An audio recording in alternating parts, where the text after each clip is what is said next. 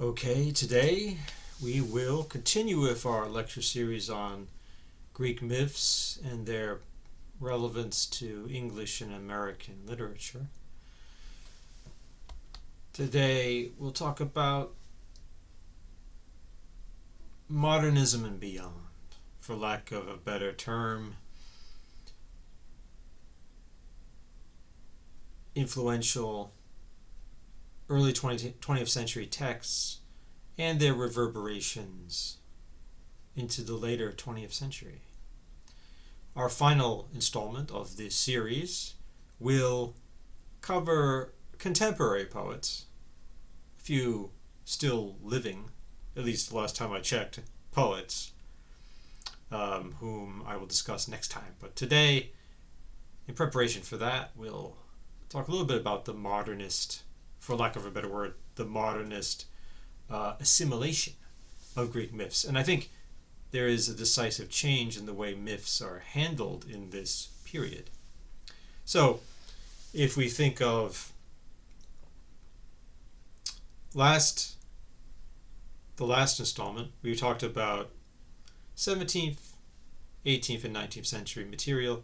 One thing I skipped over was what you might call the Victorian era, mid to late 19th century. One of the more famous poems by an English poet using Greek mythology might be Tennyson's poem on Ulysses, which gives you a very straightforward narrative in some ways. The speaker of the poem is Ulysses, having come back from his long journeys and in a state of some discontentment with his peaceful life in Ithaca. What's striking about this poem, to us maybe not to you, maybe not to me, but what's striking for the purposes of this lecture is that Tennyson doesn't seem to have any difficulty just speaking in the voice of Ulysses. He doesn't seem to have any difficulty just projecting his imagination into the world of Ulysses, and it doesn't seem like his readers would have any hesitation to do that. But in other words, in the Victorian period, you can still write straightforward stories in poetry form about ancient Greek characters, and it's not considered unwise to do that. Just as we saw Keats writing in the early 19th century an epic about Hyperion and the Titans and the conflict between the gods. Although with Keats we already have some hesitation, because as you recall, Hyperion was never finished. Neither was the fall of Hyperion, and the fall of Hyperion, as Paul de Man once cleverly noted, could indicate the fall of the previous poem, Hyperion. Anyway, so even with Keats, there's this kind of self-consciousness. Maybe some of that self-consciousness evaporates in the Victorian period, but it comes back big time in the modernist period. But the modernists, particularly James Joyce and T.S. Eliot, find a different way of handling the myths that proved to be quite productive for much of the 20th century, inspiring people not only in England and the US, but throughout the Anglophone world, and maybe beyond that. Now this rather blurry picture on your screen is a chart written by James Joyce for the novel Ulysses, surely one of the most important novels in the English language in the 20th century. And this novel is famous for many things. One of the things it's famous for is each chapter in the novel corresponds to an episode in Homer's Odyssey. Homer's Odyssey, of course, is the second of the Homeric epics, which tells the story after the completion of the Trojan War, the Greek hero Odysseus journeys home. However, he gets into some difficulties, and it takes him many years to get home to Ithaca. Now, Joyce's novel famously takes place on one day. Actually, it's a long day. It's a long Irish summer day, when the day is quite long, and it extends into the night and, frankly, into the early hours of the next day. But it's basically a one-day unit. So, whereas Odysseus' journey takes many, many years, in Joyce's novel, it's compressed into a roughly one-day unit. And also, Joyce's novel, although it's considered modernist, in some parts even a postmodernist text, I think it's important to realize it is also one of the greatest realist novels of all time. I mean, I've never read a book that gave me such a vivid representation of a place as the city of Dublin, represented by Joyce in Ulysses. So Ulysses does what the 19th century realist novel does, but it also does other things that the 19th century English novel rarely tries to do. And one of those things is this systematic mapping of the story of the modern novel onto a mythological template. In this case, the Odyssey. Now, what do I mean by mapping? Well, in Joyce's novel, it takes place in Dublin. The characters are all Irish characters. Okay. One of the characters, Leopold Bloom, who is basically the main character, is a Jewish man. He has a wife,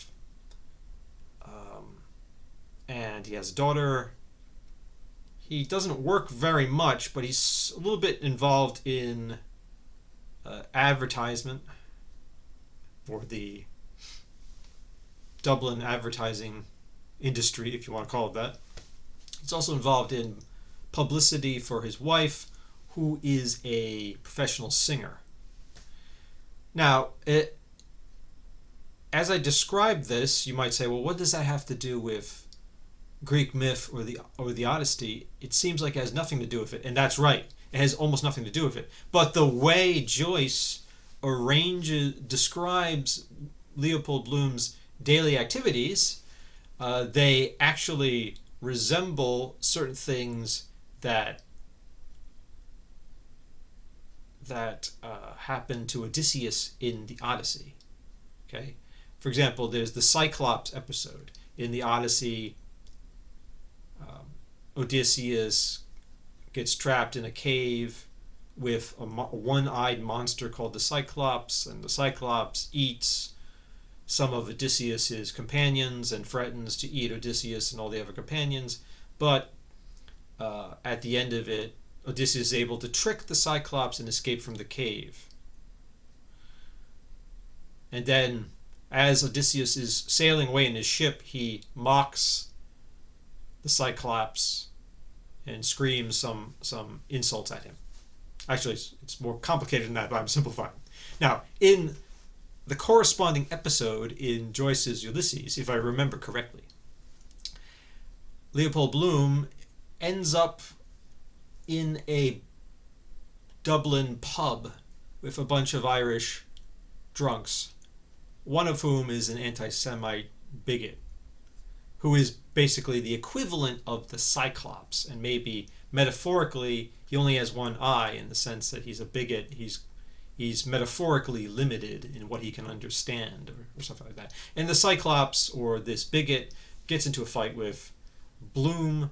At the end of it, Bloom escapes, and at the end of the chapter, I think he's on a carriage driving away, and he screams back a kind of put down, a witty rejoinder of some kind at the Cyclops figure. Now, the Cyclops is not, in Joyce's novel, the Cyclops character is not Cyclops at all. And Leopold is not Odysseus at all. They're completely different. But there's enough similarity between them, not completely different, but they're fundamentally different. But somehow they're parallel. So throughout the novel, one basically a realist narrative about Dublin life is being parallel to the Homeric text. And this is quite different from, say, Tennyson simply writing a poem with Ulysses as the speaker. Tennyson just collapses the difference between his own world and that of Ulysses' world. He thinks he can just, enter that mythological world and freely manipulate it. But Joyce gives us a kind of radical separation between contemporary Dublin and the world of Odysseus, but nonetheless the two are alluding to each other. They're like on parallel tracks. They never meet, but since they're parallel, they resemble each other in their sheer parallel status. Okay, and Eliot does something similar in The Wasteland, which uses a variety of myths. It's quite interesting. It uses also the Upanishads from Indian Sanskrit literature. So we're getting beyond, and the fact that Eliot uses Sanskrit literature is very interesting because it testifies to a desire to go beyond Greek myths.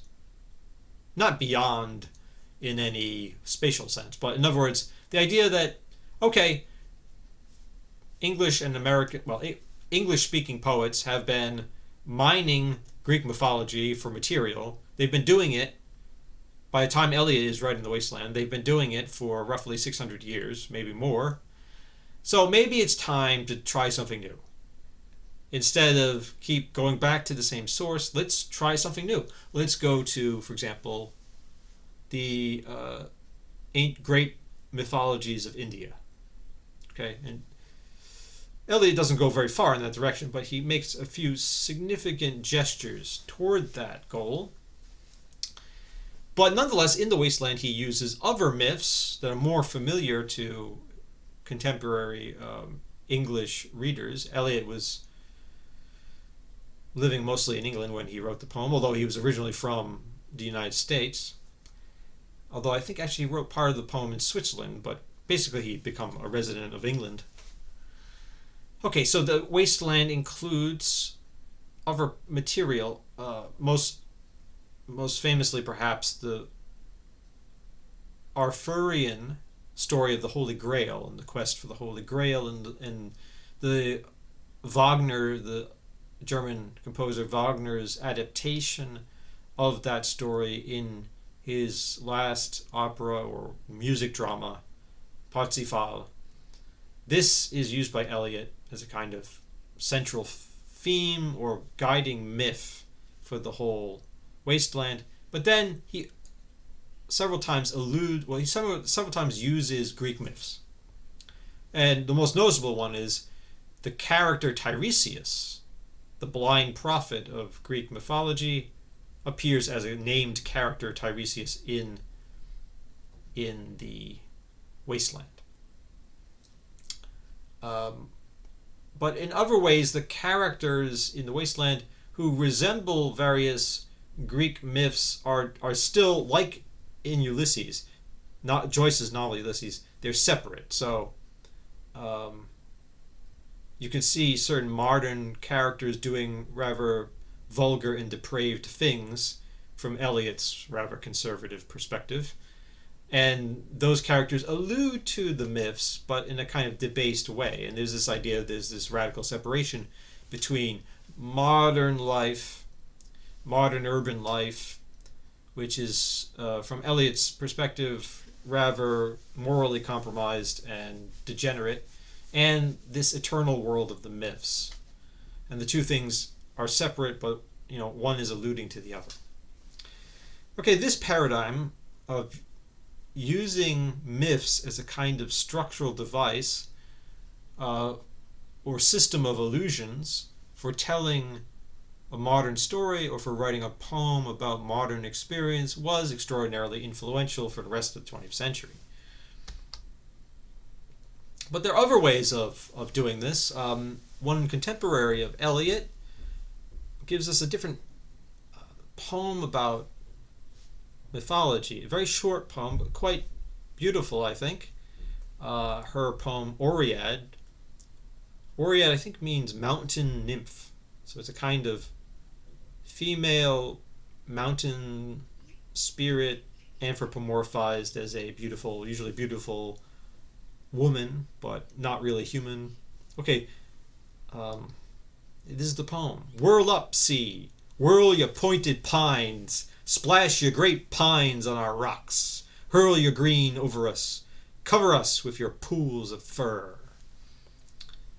So I thought that was a wonderful poem, and it's a kind of command to the sea.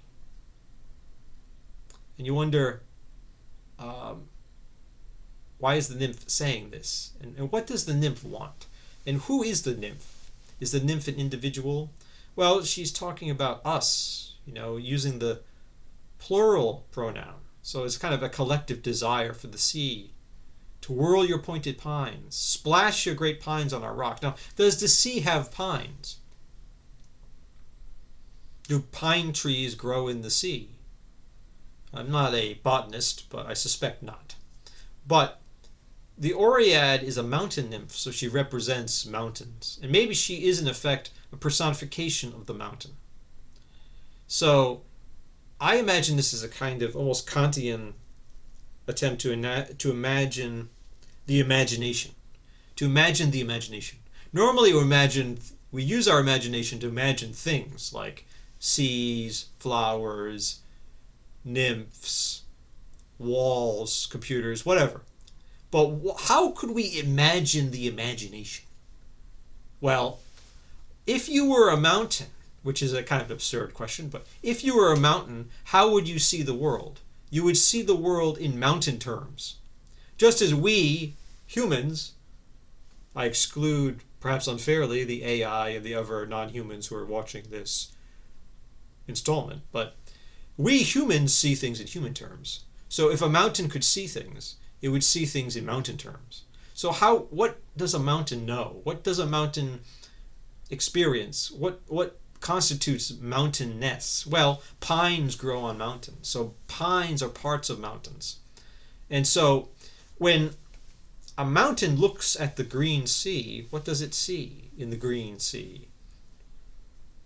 Maybe it sees a kind of undulating green surface whose waves are sometimes pointy, and that might make it think of the motion of pines, pine trees with their waving green needles, or in some cases maybe bluish needles waving in the wind.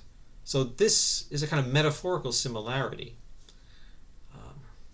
Hurl your green over us, cover us with your pools of fur. Fir is another kind of evergreen tree that might grow on a mountain. So it's the same sort of idea. So I thought this was quite ingenious.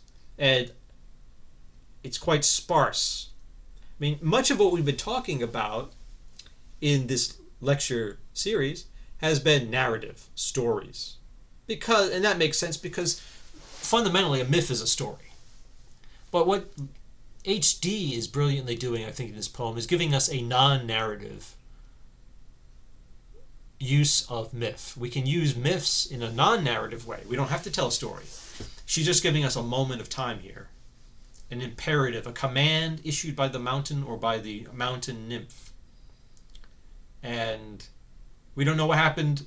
Why is the mountain suddenly desire this? What happens after? We don't know. We just have this moment. So it's a kind of lyric poem. It doesn't tell a full story or even a partial story. It just gives you maybe a moment. That could be the moment of a story if you wanted to elaborate it. But the elaboration doesn't happen. We just have this moment here. Now, another major use of Greek mythology is Ezra Pound's The Cantos, which uses many other things as well, including Chinese material, ancient Egyptian material, and almost anything Pound could get his hands on culturally, he would find a way to squeeze it into the cantos.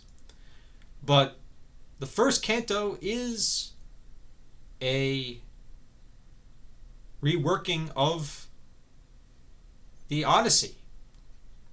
I mean, Pound was a friend of Eliot and Joyce. They're all doing something similar. Although in some ways it might look at first glance like Pound is being old-fashioned, and maybe he is. What he's doing seems more like what Tennyson was doing than what Joyce or even what Eliot is doing. But he starts off with a translation of part of a free, very Poundian translation of the part of Homer's Odyssey that concerns Odysseus's visit to the land of the dead. He has to go to the land of the dead. I believe the nymph Circe tells him you have to go there to find out. I think he has to go find the way to get home, the route home. So he goes to the land of the dead and he talks to the ghosts of the dead, including his own mother. So in some ways this is a rather old-fashioned way to begin the great modernist epic, some would say, of the 20th century, Pound's Cantos. Although if you keep reading Pound's Cantos, I think you will very quickly see that this is not an old-fashioned text. It is very challenging and inventive. One striking... Now this image of the cantos I'm giving you is from an early edition which had wonderful, almost medieval kinds of large capital letters and little pictures inside. It's quite beautiful text, quite different from the more familiar, although in its own way, austerely beautiful New Directions, a collection of Pound's Cantos. Here's from an early edition of Pound's Cantos and the first canto. And then went down to the ship, which is quite striking because it begins the poem in the middle. Now, classical epics are famous, and even Milton's Paradise Lost are famous for beginning in medias res, which is to say in the middle of things. You don't begin the story at the beginning.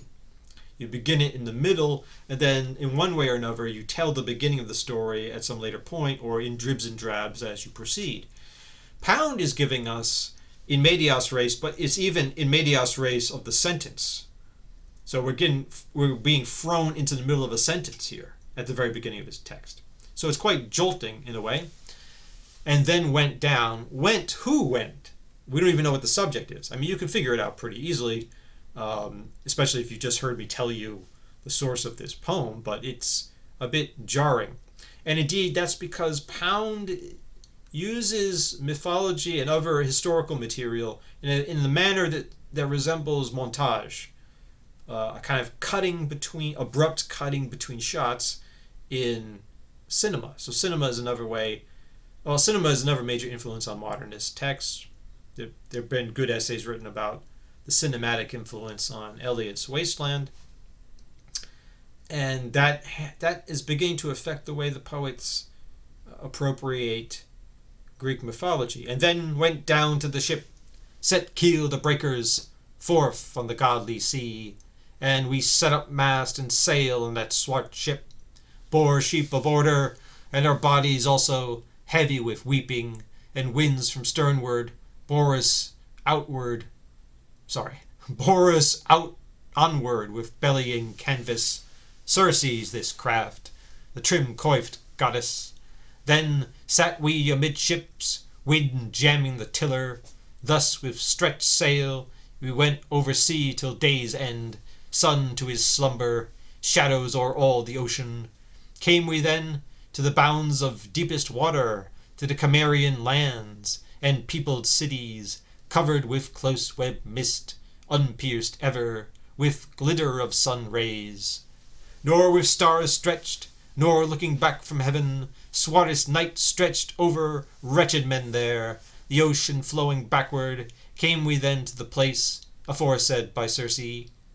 Here did they write, Perimedes and Eurylochus, and drawing sword from my hip, I dug the ale-square pitkin, poured we libations unto each the dead, first mead and then sweet wine, water mixed with white flour, and then prayed I many a prayer to the sickly death's heads, as set in Ithaca, sterile bulls of the best, for sacrifice, heaping the pyre with goods, a sheep to Tiresias only, the prophet. Black and a bell sheep, dark blood flowed in the fosse, souls out of Erebus, cadaverous dead, of brides, of youths, of the old who had borne much, soul stained with recent tears, girls tender. Okay, now you might wonder, why begin a 20th century poem this way? You might notice the language is quite old-fashioned in its diction and even its grammar. It feels almost like a 16th century version of English. Although at the same time, Pound is doing something very modern in the sense that he's not writing in iambic pentameter. The rhythm is very unusual. Not now, but it would have been extremely unusual to Pound's first readers, who were familiar with mostly smooth iambic kinds of poetry of the sort you find in Tennyson. Tennyson wrote in many different poetic forms. He was tremendously diverse in his formal achievements, but a poem like, many of his poems are very smoothly iambic, and so too Keats's Hyperion, and much of what we've discussed from Chaucer onward is smoothly iambic, and the pentameter is the dominant line. But Pound will say in the Cantos, to break the pentameter, that was the first heave. So one of his goals as a poet is to basically destroy the iambic pentameter line and make it possible for new kinds of rhythms. What Pound would consider more musical, more genuinely musical rhythms to be possible in English. So there's this tension in the language between its archaic diction and syntax, and on the other hand, its rhythmic novelty, its rhythmic modernity. Part of that rhythmic modernity actually owes something to Old English alliterative meters, but Pound doesn't systematically use the Old English system of stress and alliteration, but he gives us a slight Old English flavor to the rhythms, but still it's a new sound. It's a new sound with some old linguistic features embedded in it. In a way, I think it's the perfect beginning, I should say, for the Cantos, because the Cantos is in this conflict. It enacts a conflict between a desire for modernity and a desire to learn from the past. This is impossible, really. Like, if you really want modernity, you have to break away from the past. But Pound wants it both ways. He wants this modern poetry, but also to learn from the past, and sometimes in an extremely pedantic way. And much of the cantos are Pound explaining things to you at great length, or quoting John Adams' letters or something and putting you to sleep. He'll have no trouble doing that, or like summarizing the entire history of China in 50 pages. He'll try to do that. Anyway, and in the story that he's telling, the story is also very appropriate because Odysseus goes to the underworld to listen to the dead, to hear the voices of the dead, the ghosts, to tell him things. His mother talks, he talks to Achilles and various other people, Tiresias. And this, in a way, is what Pound is doing. So, just as Leopold Bloom was a kind of figure for Odysseus, so is Ezra Pound a kind of figure for Odysseus, because in writing the poem, Pound wants the dead to speak. So his poem is full of historical characters. John Adams, Thomas Jefferson, various Italian Renaissance figures, Chinese historical figures, people Pound knew. All kinds of people. He was a very social person. All kinds of people Pound knew, some of whom were dead by the time he wrote the poem. So all of these voices of the dead are stirring in Pound's epic, and he's going to try to write this book and include all those voices in the book. just as Odysseus goes to find the voices of the dead. Now, H.D. also wrote her own epic, long poem anyway. Actually, she wrote numerous long poems, but one of them, Helen in Egypt, is striking. In this poem, she tells the story of Helen. Now, Helen is usually a marginal character an important but marginal character in Greek mythology. She is the cause of the Trojan War, at least from a certain chauvinistic point of view. But she's not the major actant in the war. The war is really men fighting over her. So she's objectified as the object of desire for various men, but she's not an active participant. Now, there are various alternative myths or versions of the myths. One of the more interesting ones is that the real Helen never went to Troy, that she was stuck in, I think, Egypt. And it was a kind of clone, a fake Helen, who was sent off with Paris. And that means the whole war was ironic, because you have a bunch of men fighting each other for a woman who's not even the woman they think she is. They're fighting each other over a clone, whereas the real Helen is in Egypt. So this could be thought of as a feminist critique of the male-centered mythological story. But H.D. doesn't simply repudiate Greek mythology, as other feminists might do, rightly or wrongly. She tries to use it, they turn it, so to speak, to take it over for her own purposes. And that's an interesting experiment. I would encourage you to read this text. Now, here I'm going to talk a little bit about something else, as I tend to do when I transit from one slide to the next. Now, in an earlier installment, you might have heard that I said that at some later point I would talk about Shakespeare, and this is that point. So, Frederick Jameson, the great critic, talks about the displacement of antiquity. And here he's drawing upon the German writer Kluge's comments. Modernism, Alexander Kluge observes somewhere, is our classicism, our classical antiquity. That presumes that it is over. But if so, when did it begin? It is a question, or perhaps a pseudo-question, that leads to deeper ones about modernity itself, when not about historical storytelling. I will myself begin, as one must, with an outrageous assertion, namely, that modernity begins with the Council of Trent, ending in 1563, in which case the Baroque becomes the first secular age. Interesting. So, this idea, first Kluge's idea that modernism is our classicism. So, just as the 19th century, 18th century, 17th century, and 16th century writers looked back at ancient Greece and Rome, the classical era, as their model. Even Marx seems to be saying classicism is our aesthetic ideal.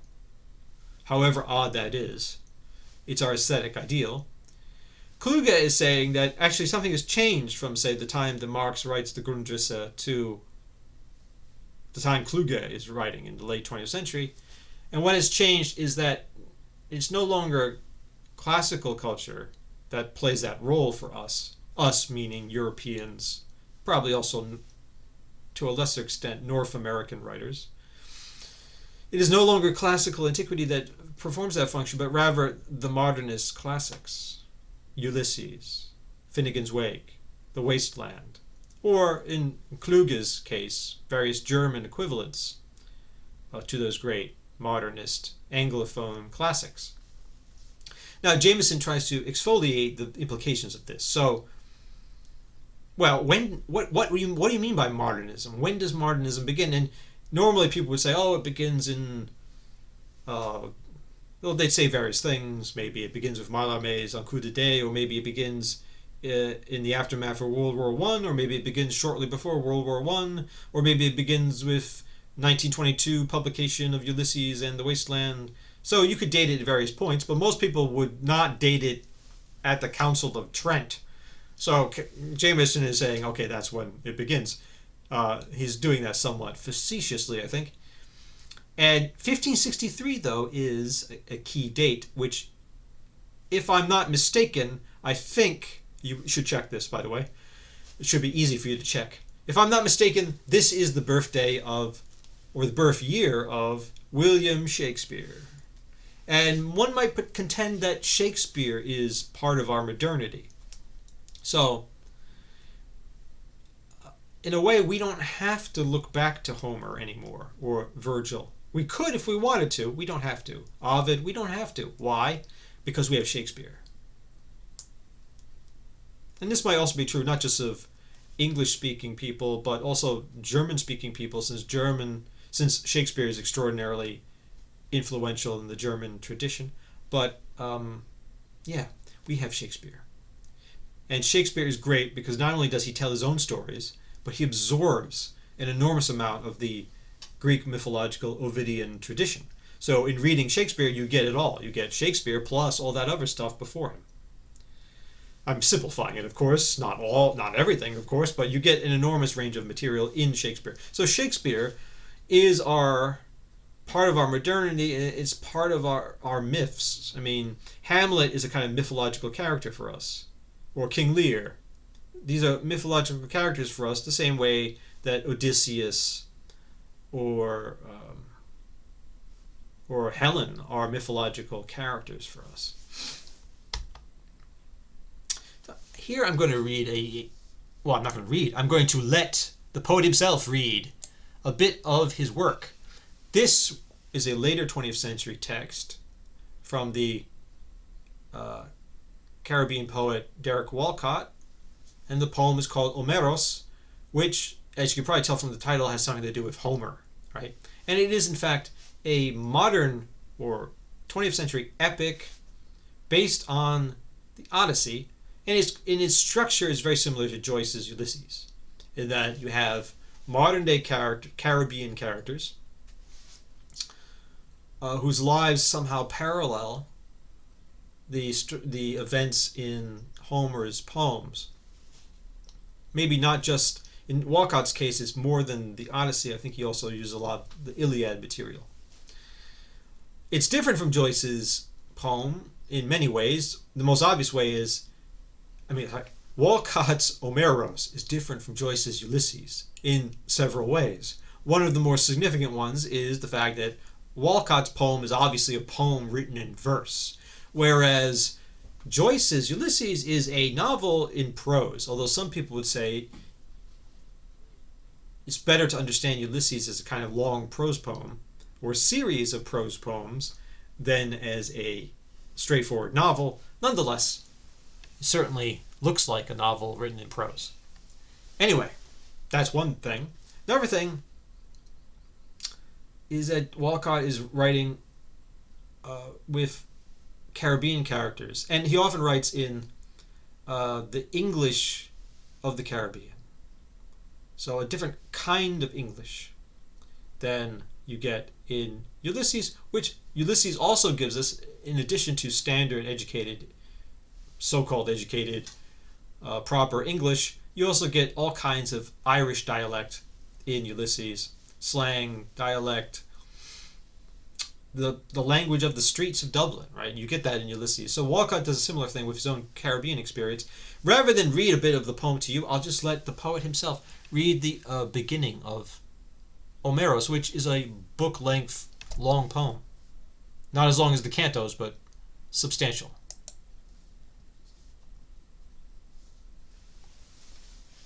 Omeros, Book 1, Chapter 1. This is how one sunrise we cut down them canoes. Philoctet smiles for the tourists who tried taking his soul with their cameras. Once wind bring the news to the Laurier Canal, their leaves start shaking the minute the axe of sunlight hit the cedars, because they could see the axes in our own eyes. Wind lift the ferns, They sound like the sea that feed us fishermen all our life. And the ferns nodded, yes, the trees have to die. So, fists jam in our jacket, 'cause the heights was cold and our breath making feathers like the mist, we passed the rum. When it came back, it gave us a spirit to turn into murderers. I lift up the axe and pray for strength in my hands to wound the first cedar. Dew was filling my eyes, but I fire one more white rum. Then we advance. For some extra silver under a sea almond, he shows them a scar made by a rusted anchor, rolling one trouser leg up with the rising moan of a conch. It has puckered like the corolla of a sea urchin. He does not explain its cure. It have some things, he smiles, worth more than $1. He has left it to a garrulous waterfall to pour out his secret down La Saucière, since the tall laurels fell, for the ground dove's mating call to pass on its note to the blue tacit mountains, whose talkative brooks, carrying it to the sea, turn into idle pools where the clear minnows shoot, and an egret stalks the reeds with one rusted cry. Okay, you could keep going and listening to that wonderful recitation of the poem. Philoctete, mentioned early in that recitation, alludes to the Greek mythological character Philoctetes, who was one of the heroes who sailed toward Troy to join the Trojan War, but he had some kind of foot injury or wound in his foot. So he was abandoned on an island by his comrades, and this becomes I think he's actually the main character of a play by Sophocles. So Walcott's, through the name Philoctete, he's alluding to that myth, and there are other characters in his poems who obviously are parallel to Homeric characters. I think there's a character named Achille, who's obviously a version of Achilles. I think there's a Hector character. And it's a very clever poem in a way, because Homer's poems, particularly the Odyssey, but also the Iliad, are about people sailing from one little island to the next or along the coast. And it's an island culture, the Aegean civilization of Homeric Greece. And Walcott's Caribbean is similar in that it's basically an island geography or island topography in the sea, and so there's that similarity in the interface between human culture and the environment that is striking. It's very different from, say, Joyce's Dublin, which doesn't very much resemble walking around the city of Dublin doesn't really resemble traveling from island to island in the Aegean. But traveling from island to island in the Caribbean is much closer to the Homeric experience. And actually, interestingly though, Derek Walcott, I think he includes Joyce as a character in one of the later sections of the poem, and so that complicates things too. So he's very aware of the Joycean precedent, and in a way Joyce has become absorbed into his project. And it's also a very interesting text because a lot of the characters are working class characters, fishermen, poor people, whereas generally the Homeric sagas are concerning aristocrats. The heroes are basically aristocrats. There's not much discussion of lower class characters. There's one lower class character in the Iliad, Thersites, who is scorned and humiliated. The Odyssey is more interesting in its class conflicts because you have various old servants of Ulysses or Odysseus. Some of them who are loyal and they're living in poverty, destitution. and others are betraying their old master by helping the men who are trying to marry his wife while he's gone. So the Odyssey gives us some more class conflict, although maybe that's an anachronistic term, but disparities of wealth, disparities of economic vocation, conflict between the aristocracy and everybody else. That sort of thing happens in especially the second half of Homer's Odyssey. That, however, is probably the most realistic element of the Homeric tradition, and it's the one that's probably the least influential, because this sort of class conflict is not really mythological. It's all too common in our lives. And indeed, the case of Odysseus's father is quite interesting, because while his son is gone, he suffers a kind of class demotion. And he's living in squalor and a kind of poverty in the countryside. It's almost as though he's gone down a few ranks, like people in Jane Austen who are terrified that they might have to get a job. That sort of thing, that horror of class demotion, seems there's an element of that in the Odyssey. Is quite interesting, and you don't really get that much of it in the Iliad, and maybe even less of it in the Aeneid, although the Aeneid has its own politically interesting elements. So I think Walcott brings out some of the class discrepancies that are latent in the Odyssey that tend to be ignored by most people who appropriate the Greek myths.